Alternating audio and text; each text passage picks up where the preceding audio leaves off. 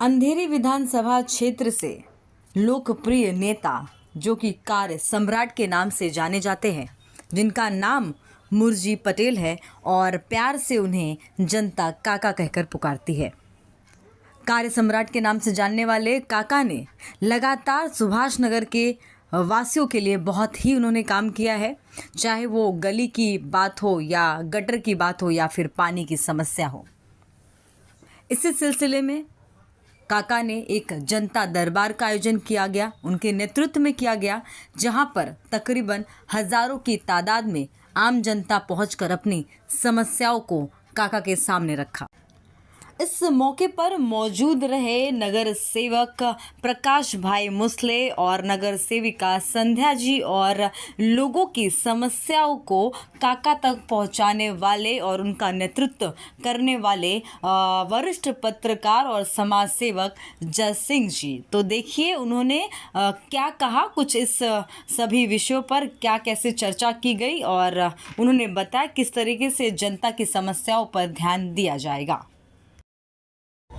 हम एक परिवार के जैसे पिछले कई सालों से अंधेरी पूर्व में रहते हैं।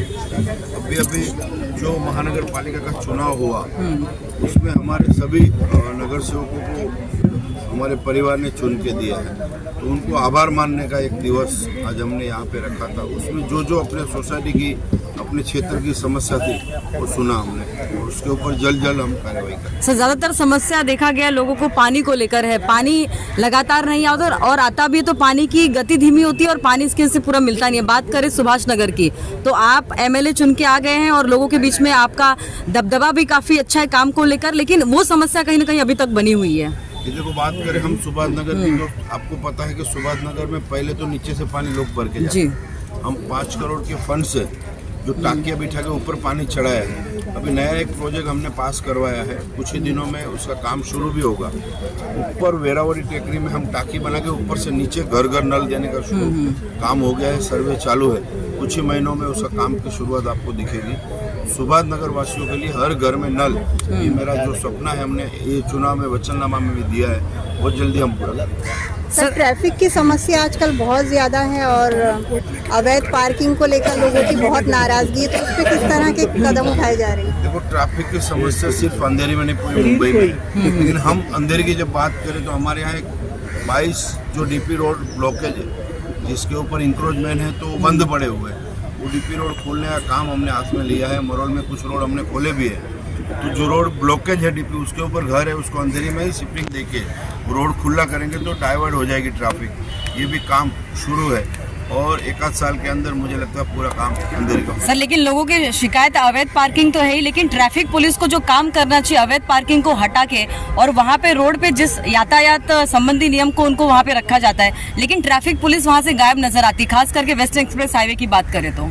देखो, आज जो अभी बात हुई उसमें ज़्यादा करके ट्रैफिक पुलिस के ऊपर ही समस्या है। अभी आज ही हम डीसीपी से बात करेंगे, जो ट्रैफिक के डीसीपी हैं, और उनको हम पत्र भी देंगे कि जो वाहन सालों साल से पड़े उसको यहाँ से निकाला जाए और दोनों बाजू जो पार्किंग होती है वो बंद करके कहीं ना कहीं एक बाजू पार्किंग करें। और पुलिस कर्मचारी जो कांस्टेबल वगैरह रहते हैं उनको बरोबर अपनी जिम्मेदारी निभानी चाहिए। वो आज मैं पत्र डीसीपी को देने वाला। सर, आपने गार्डन को भी लेकर बड़ी बातें कही, जो कंक्रीट होता है वो बच्चों के खेलने के लिए नहीं होता, तो उसमें मिट्टी की आपने मतलब बिठाने की बात कही है, क्या कहेंगे इस पे? वार्ड में हम हमारे सभी कॉर्पोरेटर को लेकर एक मीटिंग लेने वाले हैं, उसमें हम नियम ही बना देंगे। गार्डन के अंदर बिल्कुल सीमेंट नहीं वापरने का, मिट्टी का ही गार्डन होना चाहिए।